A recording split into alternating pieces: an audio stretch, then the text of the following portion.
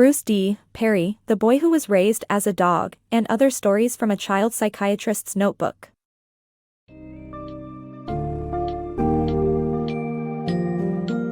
In The Boy Who Was Raised as a Dog, Bruce D. Perry delves into the resilient world of children who have experienced unspeakable traumas. Through his compelling case studies, readers gain an understanding of how early childhood experiences shape mental and physical development. Perry's work emphasizes the brain's adaptability and the profound impact of nurturing and intervention. From Sandy's journey to reclaim her sense of safety after witnessing her mother's murder, to Leon's tragic descent into violence following emotional neglect, each story showcases the delicate interplay between environment and development. Perry also introduces innovative therapeutic approaches, like the neurosequential model, offering hope and healing for traumatized children. This book summary invites you to explore the intricate workings of the human mind and the enduring power of empathy and care in shaping young lives for the better.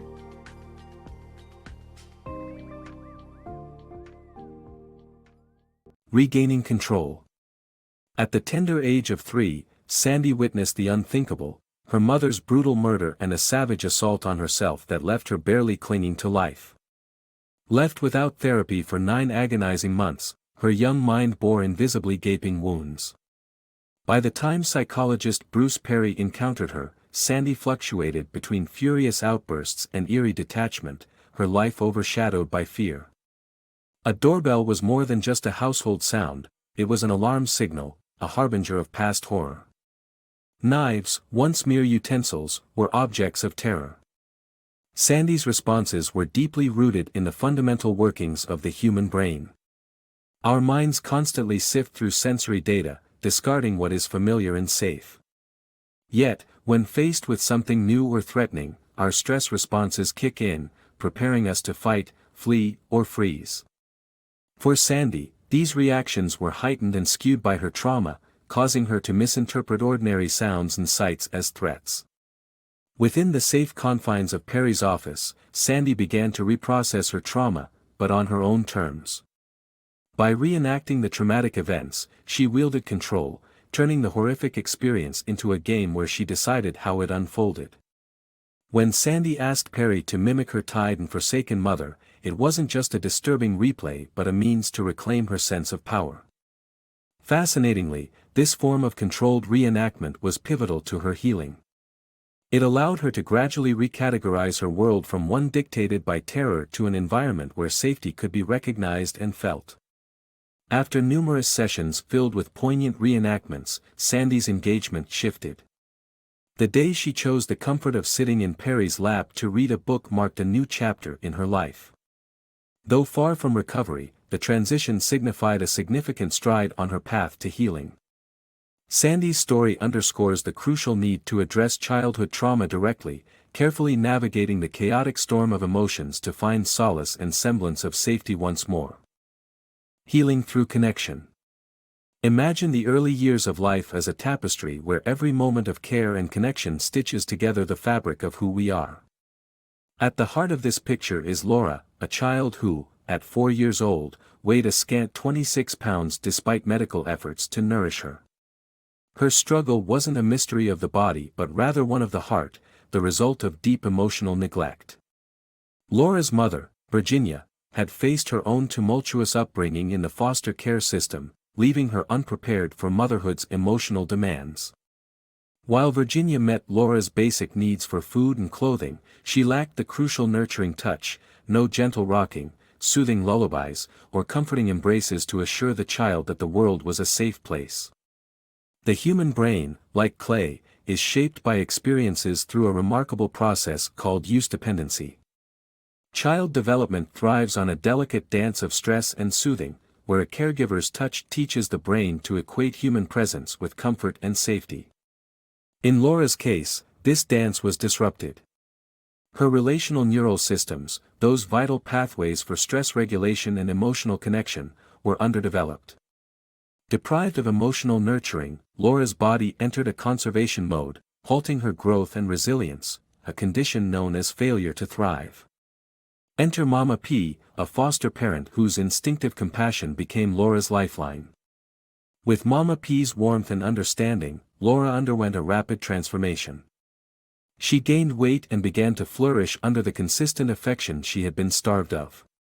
Mama P's nurturing not only revitalized Laura but also sparked change in Virginia.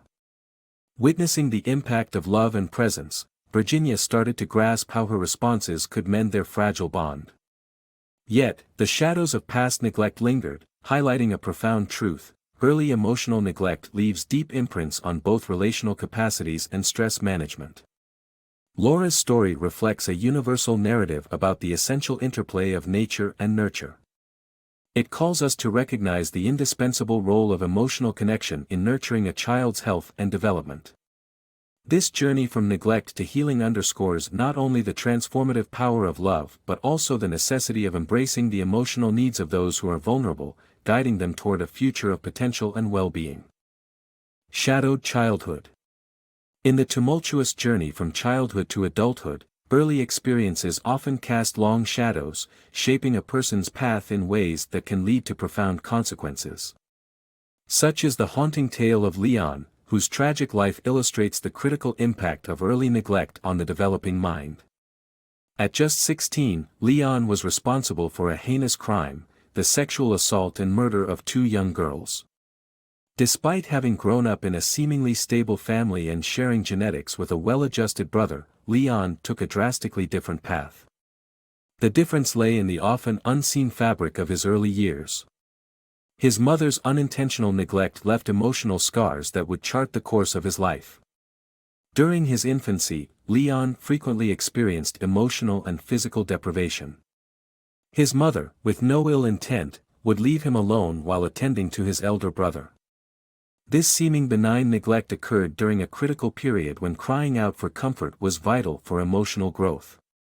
Leon's cries went unanswered, and eventually, they subsided, not from being soothed, but from a barren resignation. This experience played a significant role in stunting the normal development of his limbic system, crucial for empathy and social bonding. Leon grew up managing stress without human contact, becoming self-reliant yet emotionally needy, aggressive, and unable to form healthy connections with others. Lacking empathy, he viewed people as mere objects, a trait that became perilously exaggerated when placed among other troubled children in special classes. This cohort environment magnified his aggressive tendencies, cementing his journey down a dark path. Leon's story underscores the immense power early childhood experiences wield over psychological development.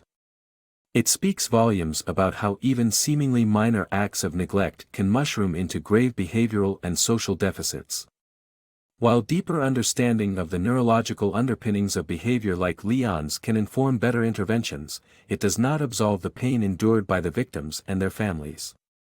It serves as a poignant reminder of the essential role of nurturing care in the formative years and the need for informed, compassionate support systems to prevent such heartbreaking outcomes. Healing through sequence. Imagine being locked away during your formative years, more familiar with animals than your own kind. This was Justin's beginning, emotionally and physically neglected before the age of 5, confined to a cage with only dogs for company. His discovery revealed a nonverbal, behaviorally challenged child quickly deemed beyond help. Yet, Dr. Perry saw a path to healing by examining Justin's deprived upbringing. In a world where he lacked human interaction and enriching experiences, Perry offered something new: predictability and a nurturing gentleness. Perry's method centered around the neurosequential approach, a principle of brain development that begins in lower regions and progresses to higher cortical areas. Each developmental stage forms the framework for the next, starting with basic functions like motor skills, which lay the groundwork for complex ones like social interaction. Trauma and neglect disrupt this natural order, creating gaps between a child's actual and expected development. By carefully evaluating developmental history, interventions can be crafted to restore these critical stages. Justin's therapy mirrored this philosophy. Starting with physical and motor skill exercises, then advancing to language and speech therapy, allowed his brain to reclaim the missed experiences, aligning them with his developmentally appropriate age. This sequential healing process didn't stop with Justin. It was also applied to Connor, a child similarly neglected early in life, when his babysitter frequently left him isolated. By first activating his sensory systems through rhythm and touch before bolstering his social skills, Connor, too, showed remarkable recovery. These stories underscore the value of tailoring interventions to the precise developmental moment when trauma occurs, proving that grounded strategies can help children transcend even the most profound neglect. Uncovering hidden truths. From a troubled childhood fighting against lies and deceit, James's story reveals a deeper struggle with truth and trust. Initially labeled by professionals as having reactive attachment disorder, RAD, James seemed unable to connect with others or understand the world's social nuances. Yet, when Dr. Perry met him, the boy was unexpectedly charming and relatable, demonstrating none of the symptoms implied by his diagnosis. This discrepancy raised questions and prompted a closer look at the circumstances surrounding James's behavior. It was Merle, James's mother, who seemed to be at the core of the problem. Rather than suffering from mental health issues as initially believed, James was caught in the web of his mother's harmful condition, Munchausen by proxy syndrome, MBPS. In her desire for sympathy and attention, Merle fabricated or intensified James's ailments, leading to repeated, preventable emergencies. This sinister facade masked the true problem. James wasn't acting out of defiance, but rather survival under his mother's manipulation. This case illustrates a glaring issue in childhood trauma psychology, the often unquestioned authority given to adult narratives over children's voices. It poses the critical need to re-evaluate how we approach cases where abuse might be lurking under the guise of medical or behavioral problems. In a system rife with potential misdiagnoses, listening to the child can mean the difference between life and death. James's story is a rare success. With timely intervention, he escaped the grip of MBPS, was placed with a nurturing family, and began to thrive. James's recovery emphasizes the vital role of appropriate intervention and supportive environments. His resilience and eventual flourishing remind us that, despite trauma's hold, recovery is always possible when the right steps are taken. His journey echoes the fundamental truth that accurate diagnosis and prioritizing the child's experience can lead to remarkable transformation and healing.